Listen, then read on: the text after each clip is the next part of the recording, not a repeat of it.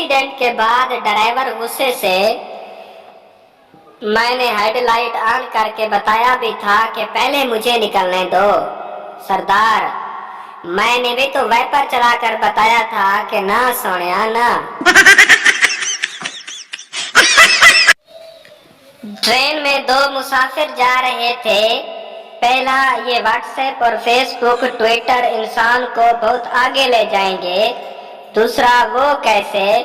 पहला, अब मुझे ही देख लीजिए, 2 स्टेशन पीछे उतरना था। हेलो। बीवी शौहर से जन्नत में मर्दों को हुरें मिलेंगी। शौहर, हाँ बिल्कुल। बीवी, लेकिन औरतों को क्या मिलेगा? शौहर, कुछ नहीं। बीवी, क्यों? शौहर, ये ऑफर सिर्फ मजलूमों के लिए है।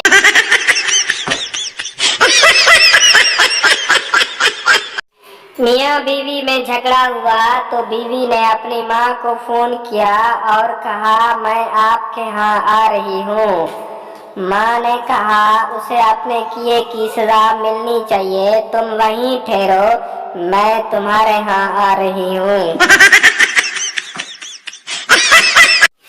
एक पागल माचिस की तीलियां जला रहा था।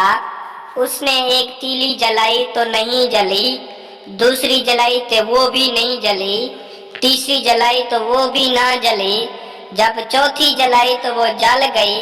उसने वो तीली बुझाकर जेब में रख ली और बोला, तीलियां तो खराब थी, ये ठीक है, इसको संभाल कर रख लेता हूँ, काम आएगी। एक बस हादसे का शिकार हो गई। बस में सवार लड़की की टांग टूट गई। लड़की रो रही थी और कह रही थी, हाय मेरी टांग टूट गई। सरदार ने लड़की को रोते हुए देखा तो कहा, कंट्रोल यूर सेल्फ प्लीज। सामने इस बंदे को देखो, वो मर गया है लेकिन फिर भी चुपचाप लेटा हुआ है। एक तुम लड़कियों में सब्र भी नहीं।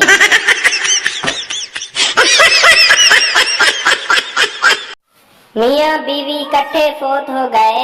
मियाँ भूत बन गया और बीवी चुड़ैल। कुछ अरसे बाद दोनों का आमना सामना हुआ।